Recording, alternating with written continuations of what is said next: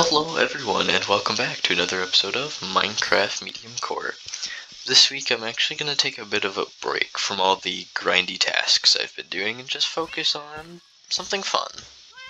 Building.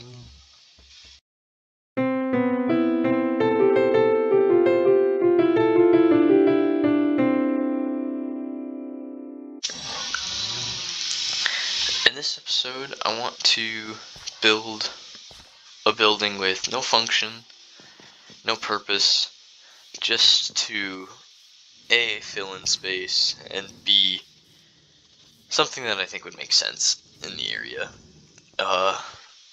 Again, no function, just to fill in space and fit within the style I'm going with here.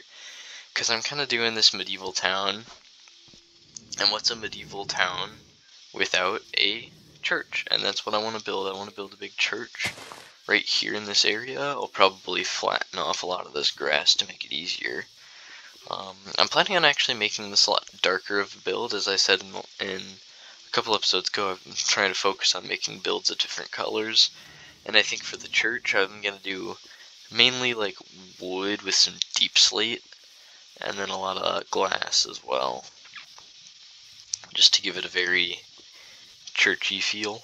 Because I feel like a church would either be like solid wood in this town or of a darker stone.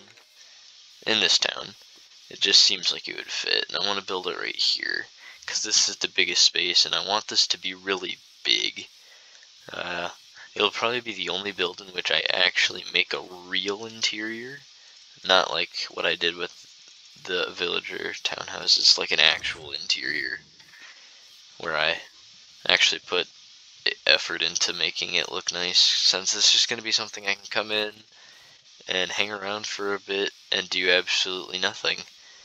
And I think this project will be a good break from all the grindy tasks I've been doing. Oh, there's a cat. Oh, I don't have any fish, never mind. I was gonna tame the cat, but guess not. So, yeah.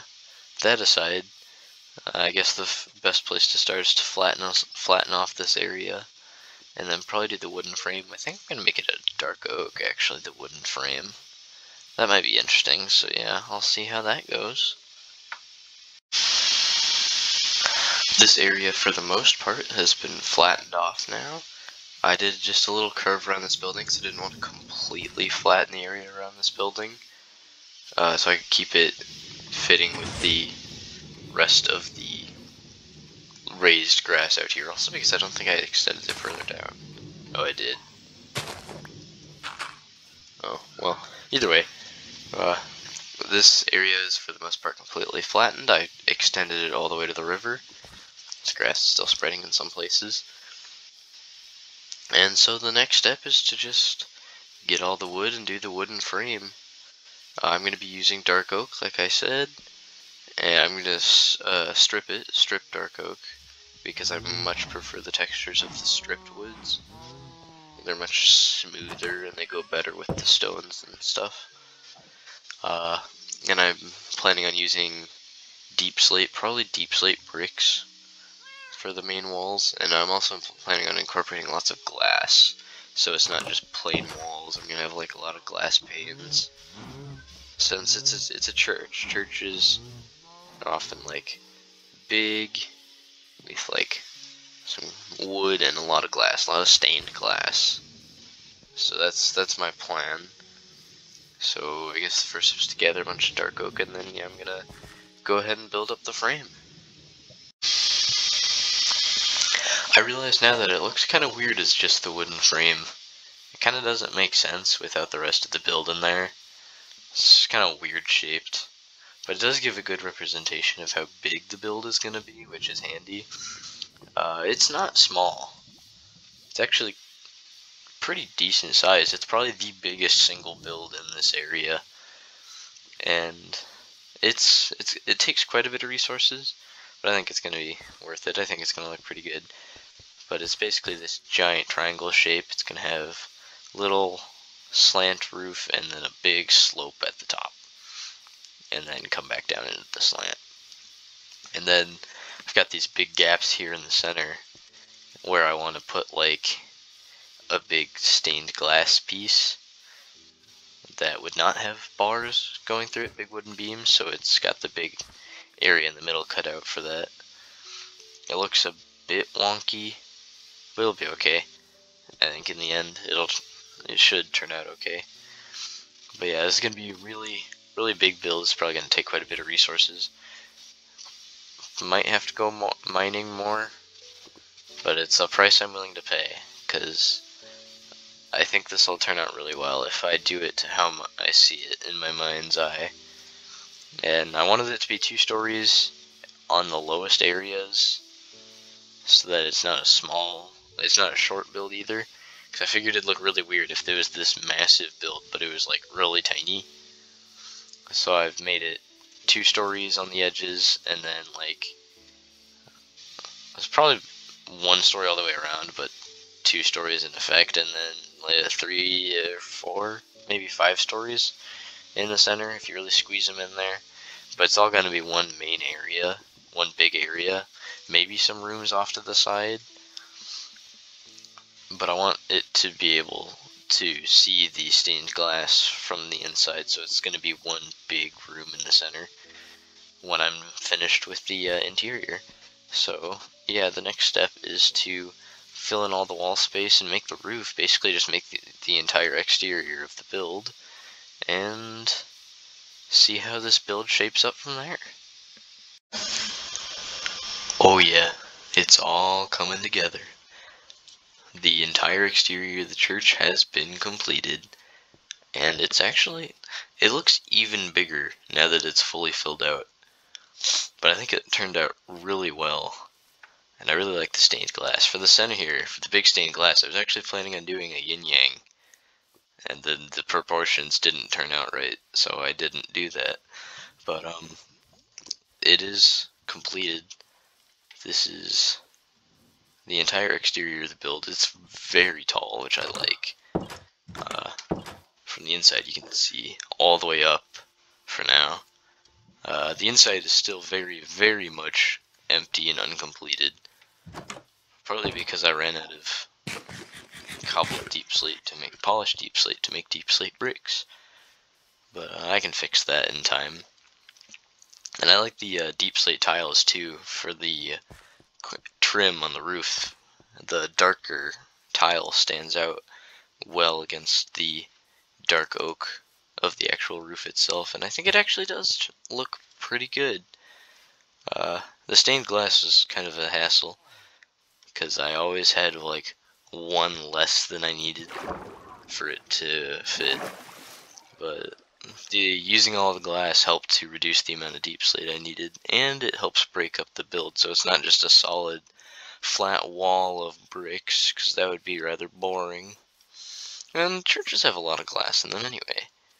And yeah, it is an absolutely massive build. It dwarfs everything else in that area, and I like having it made out of a different material. It's nice to see things of varying colors in the city, so it's shaping up to become an actual city and not just a few houses. I'm planning on, as far as the interior goes, just doing a generic church interior, and then out back, since there's still a ton of flat land out behind it, I was going to do a small graveyard with some coarse dirt for dug up patches, because I flattened this entire area, and I did not need to, because this entire back area is very flat and boring, and I don't want to just slap bushes everywhere like I do with every other build. I want it to actually have something to fill up the area, so I'm gonna make a graveyard, which makes sense since this is a church. And I have a vague idea in my head of how it's all gonna look, but the main thing is the interior and making sure the interior works out all correctly. So I'm gonna get working on that, and I'll come back when that's all done. It is done at last. It's not overly detailed, but it is a full interior. I've got 4 rows of pews with break for a little set of aisles to go in between from the doors, and then up at the front I've got a little altar over here for the candles. There's a little baptism pool, I guess, or just a toilet, maybe. I don't know. Pool of water. Maybe it's holy water.